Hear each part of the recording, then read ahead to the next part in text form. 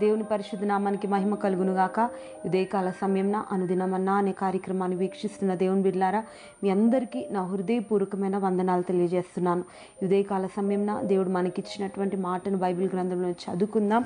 యెషయా గ్రంథం 43వ అధ్యాయం 18-19 వాక్యాలు. మునుపటి వాటిని జ్ఞాపకం చేసుకొనకుడి, పూర్వకాలపు సంగతులను తలంచుకొనకుడి. ఇదిగో నేను ఒక నూతన క్రియ చేయుచున్నాను, ఇప్పుడే అది మొలుచును, మీరు దానిని ఆలోచింపరా? నేను అరణ్యంలో త్రోవ కలిగజేయుచున్నాను, ఎడారిలో నదులు పారజేయుచున్నాను. ఎంత గొప్ప వాగ్దానం అండి. నిజంగా ఆనాడు ఇజ్రాయిల్లో ప్రజలతో చేసిన వాగ్దానం దేవుడు ఈనాడు మనతో చేస్తున్నాడు. ఏమంటున్నాడంటే, మునుపటి వాటిని జ్ఞాపకం చేసుకోకండి, పూర్వం మీ జీవితంలో జరిగిన సంగతులు ఏవి కూడా తలంచొద్దు. నేను ఇక మీదట ఒక నూతన క్రియ మీ జీవితంలో చేయబోతున్నాను, అరణ్యంలో త్రోవను కలగజేయబోతున్నాను, ఎడారిలో నదులు పారజేయబోతున్నాను. ప్రియదేవుని బిడ్డ, ఎంత చక్కటి వాగ్దానం. ఈ దినము నిజంగా ఈ వాగ్దానం మన జీవితంలో నెరవేర్చబడాలన్నదే దేవుని యొక్క ఉద్దేశం. ఇంతవరకు ఎడారి లాంటి సమస్యలు, నిజంగా ఎడారిలో ఎవ్వరూ ఉండరు. ఎడారి అనగా అక్కడ ఏ ఆశీర్వాదము కనిపించదు. మరి అటువంటి ఆశీర్వాదం లేని ప్రాంతంలో, నీరు లేని ఎడారిలో ఆయన నదులు పారజేస్తాను అంటున్నాడు.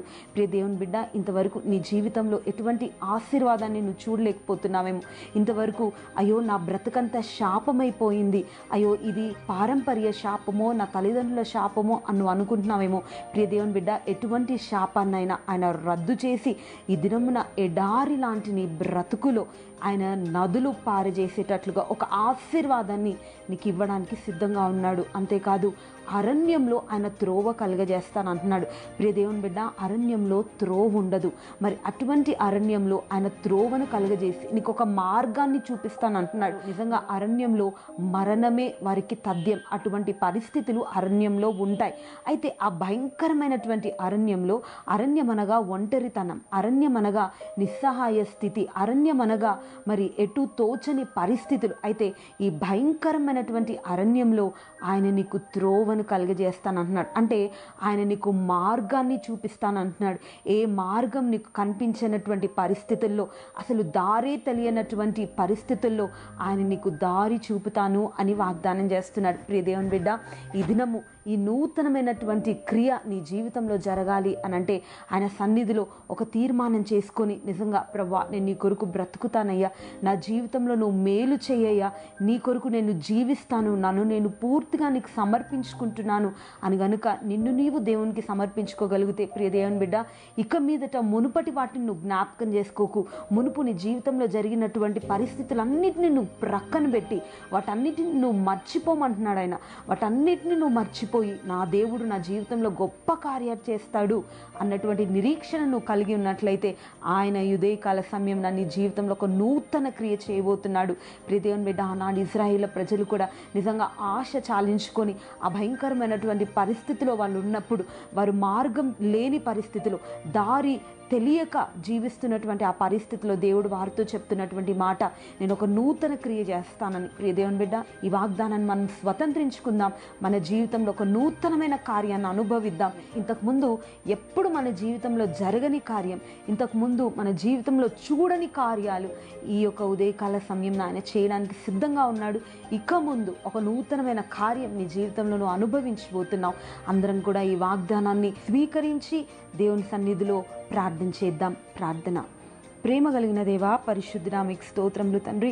ఉదయకాల సమయంన ఒక నూతన క్రియను చేస్తానని, అరణ్యంలో త్రోవను కరగజేస్తానని, ఎడారిలో నదులు పారజేస్తానని వాగ్దానం ఇచ్చావయ్యా. అయ్యా, మా జీవితంలో ఈ వాగ్దానాన్ని మీరు నెరవేర్చండి తండ్రి. ఎంతమంది సమస్యల్లో, ఇరుకుల్లో, ఇబ్బందులు, ఎటు తోచని పరిస్థితుల్లో ఉన్నారు, వారందరికీ ఒక నిరీక్షణను మీరు కలిగించి ఈ వాగ్దానాన్ని ప్రతి ఒక్కొక్కరి జీవితంలో మీరు నెరవేర్చి, ఏ విధం చేతనైనా ప్రతి ఒక్కొక్కరి జీవితంలో ఒక నూతన క్రియను చేయండి ప్రభా. ఒక నూతనమైన కార్యాన్ని మీరు ఆరంభించి ప్రభా, అయ్యా వారి జీవితంలో ప్రభా ఒక అద్భుతమైనటువంటి మేలు మీరు చేసి మీరున్నారని ధైర్యపరిచి లేవనెత్తమని కోరుతూ మమ్మల్ని మీ చేతిలోకి సమర్పించుకుంటూ ఈ వాగ్దానాన్ని మా జీవితంలో నెరవేర్చమని కోరుతూ యేసు నామమున అడిగి వేడుకుంటున్నాము తండ్రి. నిన్ను విడచిన సమయములో అపజయాలే కలిగెనుగా, నాకు కలిగిన